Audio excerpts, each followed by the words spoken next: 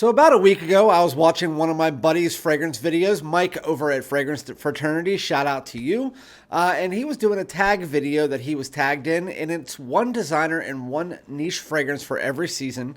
And he tagged me in it, as well as a few others, so thank you to Mike again. And so today, that's what we're going to be doing. We're going to be doing one designer and one niche fragrance for every season, and that's it. So without further ado, let's get it.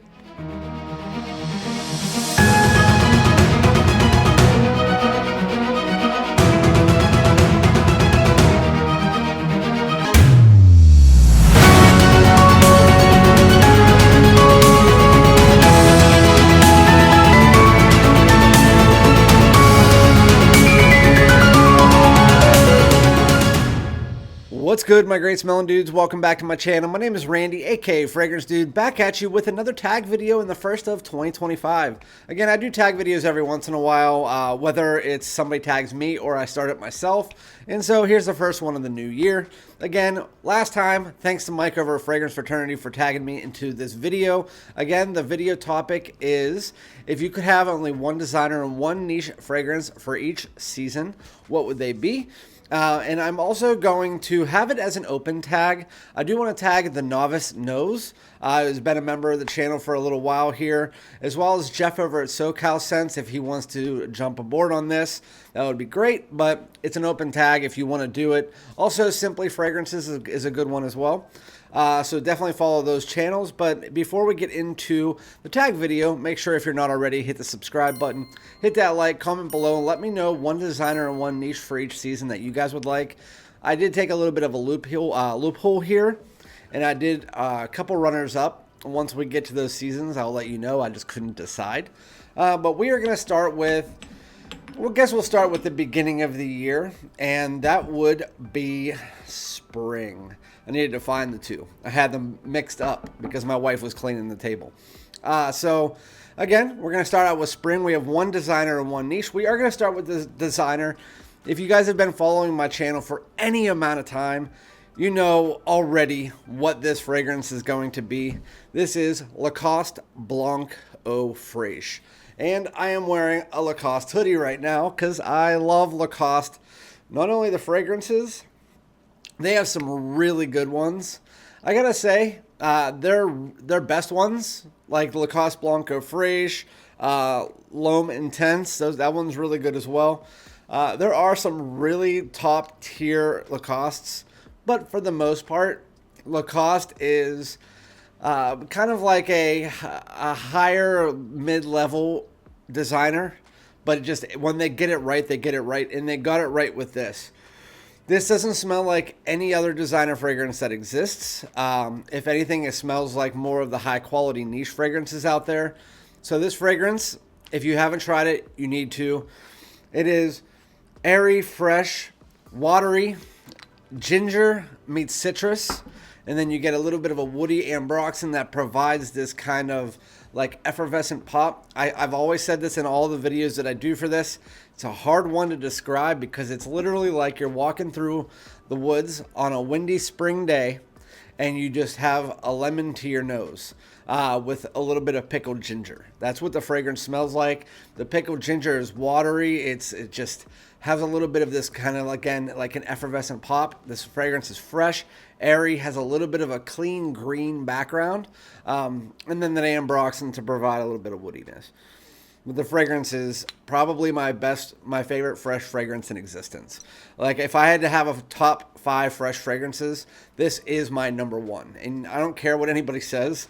And it's cold outside right now, and I really don't care. I am wearing this today just because I'm smelling it. And usually I don't wear spring fragrances outside of the spring, summer, early fall. And it's like 16 degrees outside, but whatever. Lacoste Blanc Eau Fraiche, definitely my designer for the spring. Although you can wear it in almost any season, but I would stay out of it like 40 degrees and less. Going into the niche one, this is one that, especially Giancarlo, you guys would know Giancarlo through, he's one of my subscribers. He's all over the fragrance community. He knows about this one, and anybody who knows about this one, once you wear it and get a full wearing and get to the dry down and realize the different facets of this fragrance, it is fantastic. This is Tom Ford's Soleil Neige. Soleil Neige is one that I would have never saw myself buying in a million years. It's advertised as a floral woody fragrance, I believe. Woody, floral amber woody. And I'm not a big fan of floral fragrances. But the way that they blend the jasmine in this together with the vanilla and the sandalwood and the amber it's delectable. The opening is where it is the most floral. That's where you get that creamy jasmine. But after you leave about 15 minutes into the fragrance, it starts to get more creamy, almost vanillic, slightly woody. It almost smells all together combined like a very high quality sunscreen. And I know some people frown upon the sunscreen terminology. So if you don't like that terminology, just don't use it. Because, I mean, it does smell like a fragrance. I'm just trying to give you a visual aid. But it opens up with, again, like a creamy jasmine, a little bit of sweetness. And then as you start to dry, you get a slight bit of spice and carrot seed. And the carrot seed provides a little bit of this unique semi-sweetness to the fragrance. And a little bit of almost like a vegetal smell to it. It does sound bad, and I'm trying to beat around the bush because jasmine, carrot seed doesn't sound the best, but I can tell you, try it out for yourself. Go into any Sephora or Nordstrom or whatever and try it out. Tom Ford's Soleil Neige, and they just came out with Soleil Neige Parfum. I'm guessing it's just a stronger version, but it lasts about 6 hours, so I can't really beat it. And I would say this is a spring fragrance for me, but you can wear it easily in the summer. Some people actually consider it more of a summer fragrance. I actually like it more in the spring, but that is definitely my favorite one to wear in the spring. As far as I usually go for greener fragrances, and honestly, when it comes to niche fragrances, I don't have a crazy ton of green. I could have put Parfums de Marly, Greenly, something like that. Those would have been runners up, but I wear this in the spring personally, so don't argue with me about that. Going into the summer months. So my designer for the summer one, again, there should be no surprise here. While the performance isn't very good, it's one of the better fragrances in existence. This is Chanel's Allure Homme Edition Blanche. Easily put, it's a lemon cream pie. Really, it's not as gourmandish as that. It starts out with a lot of lemon. I do this in every time I record a video for this. You start with a lot of lemon, and really there's not much else going on without a little bit of musk and a slight floral undertone. And then all of a sudden, here comes the vanilla and the tonka sandalwood mixture. And then it starts to just go like this. And then as the lemon's dissipating, this kind of creamy semi-sweetness, that's where you get that lemon cream pie vibe. As well as, I believe it's orange blossom, provides a slight white floral, but it's not very heavy, and it's a little bit creamy. And then you have this musky overtone. The fragrance is super simplistic, but it is just freaking phenomenal. I know some people smell this, and in the very opening, they say it smells like a lemon cleaner. For the first time I wore it, I did too. And same with Parfums de Marly Sedley, speaking of that. But Allure Homme Edition Blanche, the more you wear it, the better it gets. But picture that Allure Homme Kashi style DNA. Make it more vanillic because of the tonka and the woodiness, more creamy. And then just add a large dose of lemon on top. That's what this smells like. Allure Homme Edition Blanche is my summer designer pick. Could have also went with light blue Eau Intense. There's a lot for the summer I could have chose, but I'm just going with my most worn. And this one, again, shouldn't be a surprise. This actually is one that I tried out in 2024. It has jumped to the top of my list. When you think of summer, you think of beachy fragrances. I could have went with Creed's Virgin Island Water as well, but this is Loumari Porthole. It is a salty passion fruit fragrance that is very tropical, very high quality tropical fruits. You get a little bit of this salty iodine smell in the fragrance and a little bit of musk and woods, and then the musk becomes more prevalent as you get to the dry down. There are other facets to the fragrance, slight bit of floral, slight bit of spice, a little bit of a juicy overtone from citrus. But Overall, this is a passion fruit dominant fragrance, and if you're looking for something passion fruit heavy, this is unisex. So, I mean, if you don't like unisex fragrances, then skip it. When you're thinking of tropical fragrances like Kajal Ike and this, Mango Thai Lime, any of those fragrances, they're going to be leaning unisex for sure. Anyway, the best tropical fruity fragrance in existence, in my opinion. Again, my opinion. I love it. Most people that have tried it seem to like it if they like tropical fragrances. But again, if you're sensitive to unisex fragrances, then you're probably not going to like it. But it's hard. It's a hard one to try because it's an overseas limited fragrance. You can find it on, I believe it's ScentSplit, and if you use the code Curly10, you get 10% off. But that is my summer fragrance. It is a Loumari Porthole, and that one lasts about 6 to 7 hours as well. Going into the fall. So I'm just going to give you two pairs. I'm not going to tell you which one's runner-up and which one's not because honestly, it's a hard pick. But with that said, my designer choices, one's discontinued, so I guess I'll have that as my runner-up. Both of them technically are. It's 1 Million Privé.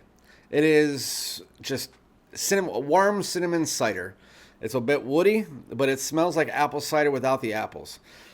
I don't have any idea why they got rid of it, but that's my runner-up. And my runner-up as far as niche fragrances go could be considered fall or winter. I wear it more in the fall, but still works great in the winter.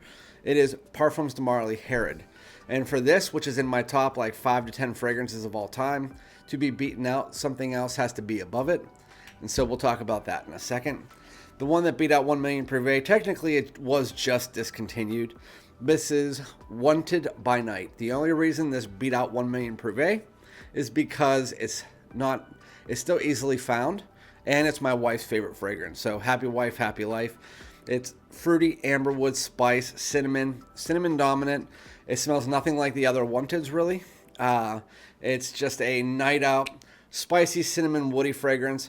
This ambery backtone, and it's literally, there's no other fragrance in the fragrance community that is in like high-end designer that smells anything like it. And even in niche, there's really nothing that smells anything like it. The closest you would get is Spice Bomb Night Vision Eau de Parfum, but even then, that one rolls more towards like a version of this mixed together with like Invictus. This one is just, it's lights out. I'm telling you, for $70, there's really no other fragrance that can beat it for the fall and winter. The one that beat out Parfums de Marly Herod just had a new flanker released, which was Killing Angel Share Paradise. But my favorite fall and winter fragrance usually is Killing Angel Share. Unisex, warm, boozy cinnamon bun drink. If you don't know what Killing Angel Share is, and if you've been in the fragrance community this long and you haven't tried it, you're doing yourself a disservice. It's a unisex, warm, boozy cinnamon bun drink that works literally on a man. It smells unisex leaning masculine, and on a woman, it smells unisex leaning feminine. There's really it's straight unisex. And there's like an oak barrel woods in the dry down that is just so beautiful. Some people, like I know my moderator Mo, his sister doesn't like that, but Angel Share, fantastic for the fall, but you can wear it fall, winter. Really, really good fragrance. Now going into the last season. This is another discontinued designer, but I have to put it on my list. It's one of my most worn fragrances. It's ambery, sandalwood, it has leather, it has everything you need. This is Issey Miyake's L'Eau d'Issey Pour Homme Noir Ombre. Noir Ombre. It's dark, slightly animalic opening. Don't be scared of that. I don't like animalic tones. It just has a slight bit of that in the opening, like minute or two only. Bit dark, bit ambery, and has like this nice sweetness underneath it. It almost reminds me of like a designer, darker version of YSL Baby Cat, where it has that sweetness. It has almost like a chocolatey like accord. It has the ambery sweetness. It has the vanillic sweetness. It's almost like if you took Baby Cat and you added a little bit of like a leathery nuance, a little bit of spicy nuance, a slight animalic tone up top. That's really the best way that I can put the fragrance. It's in the realm of the style of fragrance that YSL Baby Cat is. While it doesn't smell exactly like that, I'm just giving you like a reference just in case you've never smelled it. I'm telling you, the best designer fragrance for the cool weather, literally of all time. You guys can argue with me on that. I don't care.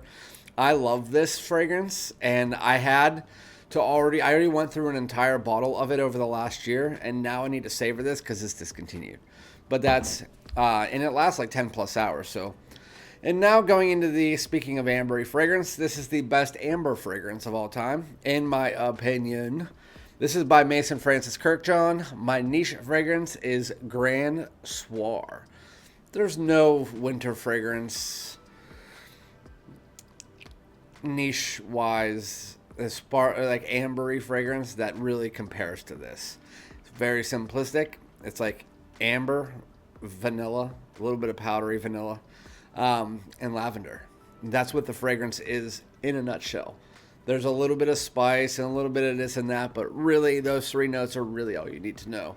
It is super comforting, warm, ambery, creamy, slightly powdery sweetness. Not too sweet, not too powdery. It's everything you're looking in for like a vanilla ambery fragrance. I'm telling you. Yeah, it's really good. And if you don't want to pay the MFK prices, which you can find this for about $200, I would go and try out, is it called Bruges Perlador? That's Carlisle. There's another fragrance. I can't remember the dang name, but it has antlers on top. Lattafa's Eternal Oud.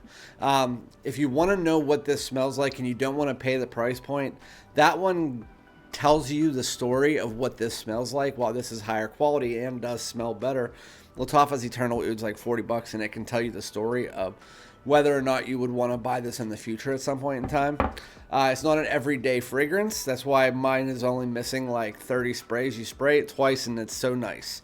But it's the one that I like to wear the most. It's just the only issue is I can't wear it that often because my wife doesn't like it. Which my daughter likes it. Pretty much everybody else around me likes it, but she doesn't. So again, happy wife, happy life. But that one is one of my favorites. That is, again, Mason Francis Kirkjohn's Grand Soir. So yeah, that is one fragrance, designer and niche for every season. Hopefully you enjoyed this video. Again, the people I tagged said in the beginning. Hopefully you guys follow up on it. If not, it's whatever. And again, if you are just a random reviewer, somebody that I talk to watching my channel, and you want to do the video, feel free, and then just let me know and I'll come watch your video. So give you a little shout out. So thank you guys so much. Remember to like, comment, subscribe. I'll be back with another one. Peace out.